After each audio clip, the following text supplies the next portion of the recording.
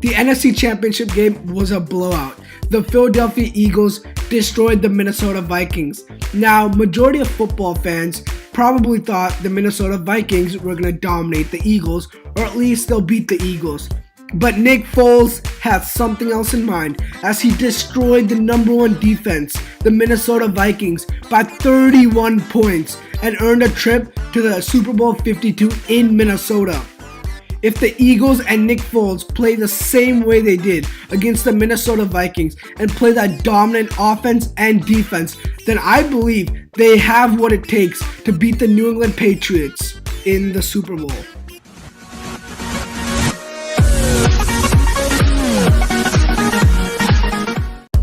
Now, I did make a very bold statement, so I have to back it up.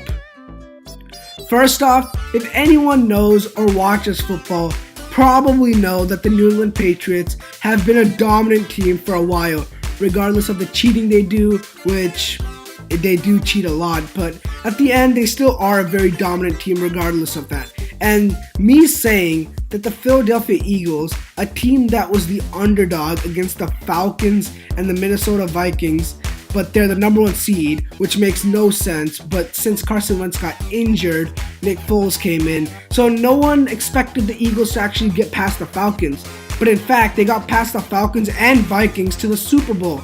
And that was because of Nick Foles' great play against the Minnesota Vikings. And the Eagles' offense and defense just excelled. They played a great game. Therefore, I think if the Eagles can play like that, they have a chance to actually beat the New England Patriots.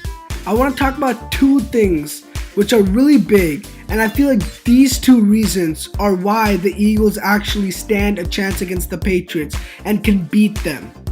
My first point revolves around the defense. The Philadelphia Eagles have the fourth best defense in the NFL, and the Patriots' kryptonite seems to be a good D-line and a good defense. When you take a look at the 2007 New York Giants and the 2011 New York Giants, both those teams had one thing in common. Their defense was stacked and their D-line was even more stacked. This was shown as the 2007 New England Patriots were undefeated and they're having the perfect season. All they had to do was win in the Super Bowl, and they were favorites to win, whereas the Giants were the underdogs. But the New York Giants had something else in mind as they were able to defeat the New England Patriots and win the Super Bowl. Moving on to the 2011 season, where the New York Giants once again upsetted the New England Patriots. And once again, it's because of their great D-line and defense. So, like I said, the defense is what exposes the Patriots because Tom Brady gets under pressure and he makes mistakes. Any quarterback will make mistakes under pressure. And the Philadelphia Eagles can replicate this D-line that the Giants had in 2007 and 2011 seasons, as the Philadelphia Eagles, I believe, have the best run defense and, like I said, the fourth best ranked total all-around defense in the NFL. Now, to sum up my first point, all I'm trying to say is that the New England Patriots have struggled against good defenses in the past.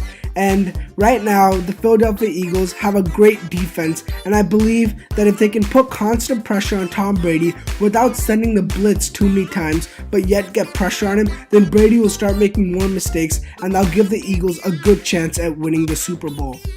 Now, moving on to my second point, which mainly revolves around the offense. Now, the Philadelphia Eagles cannot solely just rely on their defense to get the job done, as their offense also has to play a good game. Now, they destroyed, annihilated, and trashed the number one defense in the NFL, which was the Minnesota Vikings. So if Nick Foles can play at least half of how well he played against the Vikings, only half, if he can play that well against the Patriots, then I think they should be able to win. But once again, this is if their defense does not choke and they play a great game and play how they've been playing the whole season. And on top of that, their offense plays good enough, or like I said, half of how well they played against the Vikings. If any of this does not happen, then I think the Eagles will have a tougher time winning the Super Bowl. But now it is the Super Bowl, so choking and all this is going to happen to the Eagles. Not to the Vikings, especially not to the Patriots, especially because they're very experienced and they've been in this situation way too long. But I think if the Eagles can play their normal game that they've been playing the whole season, they'll have a high chance at beating the New England Patriots.